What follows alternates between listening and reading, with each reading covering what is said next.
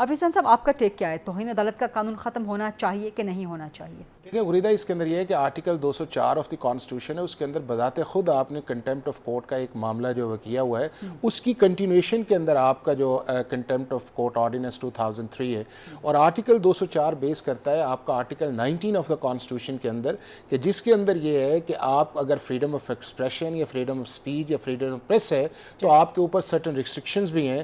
اس کے اندر آپ کی نیشنل سیکورٹی بھی ہے، فارن ریلیشنز بھی ہیں، آپ سوسائٹی کو انریسٹ نہیں کر سکتے، اور اس کے اندر آپ جو ایک فیئر کامنٹس ہے اس سے آگے اگر آپ جاتے ہیں تو لا آپ کے اندر کرتا ہے. اور اسی کے لیے دو لاز جو ہیں وہ آپ کے ہیں.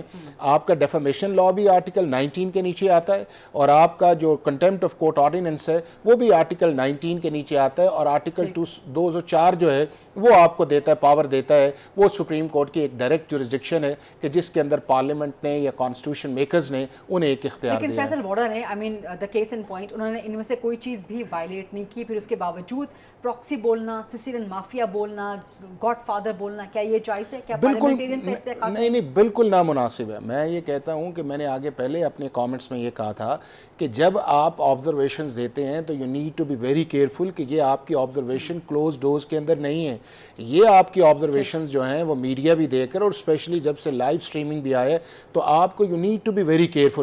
اگر آپ کے پاس کوئی چیز آتی ہے آپ اس کو دیکھیں اور اس کے اوپر فیصلہ کریں. اشاروں کنایوں کے اندر بات کر کے آبزرویشنز کرنا، اسی بنا پہ فیصل وارڈا نے پھر تحریک استحقاق جمع تو کروایا. وہ دیکھیں اب اسے نہیں، وہ تو یہ ہے کہ اس کا سینٹ اس کا فیصلہ کرے گی، لیکن اس کے اندر دو ہے. ایک یہ ہے کہ آپ کیا سپریم کورٹ کے جج کو پارلیمنٹ کے اندر بلا سکتے ہیں؟ تو وہ بالکل نہیں بلا سکتے، اور نہ پاکستان کے اندر ایک ایسی اگزامپل ہے.